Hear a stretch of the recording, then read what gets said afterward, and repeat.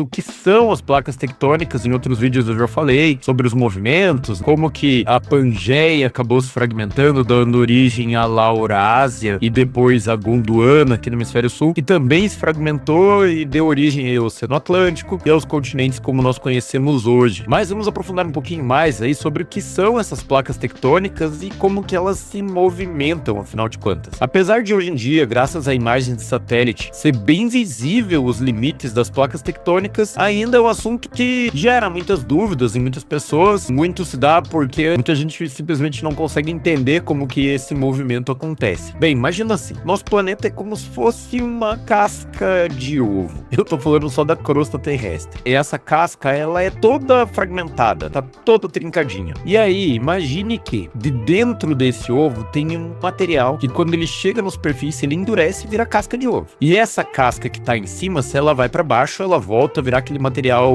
lisguento, aquele material molenga. É uma analogia bem estranha, mas vai fazer algum sentido. Quando as placas tectônicas estão se formando, por exemplo, nos limites divergentes de placas tectônicas, onde lá no meio do Oceano Atlântico nós vemos a dorsal mesoatlântica empurrando a placa africana para leste e a placa sul-americana para oeste, nesse meio aqui, à medida com que elas vão se separando, o magma sobe, né? A lava de vulcão chega ali na superfície e acaba virando rocha sólida, virando placa tectônica nova. E isso vai fazendo com que essa área expanda. É por isso que o oceano cresce. No lado oposto, acontece exatamente o contrário. A placa sul-americana aqui e a placa do antiplano, que fica mais ou menos aqui nessa região, elas estão entrando por cima da placa de Nazca. À medida com que elas vão entrando por cima da placa de Nazca, a placa de Nazca volta a derreter, mas ao mesmo tempo que ela derrete, ela empurra essas duas placas para cima, como se você estivesse empurrando um lençol em cima de uma cama. E aí, o que acontece é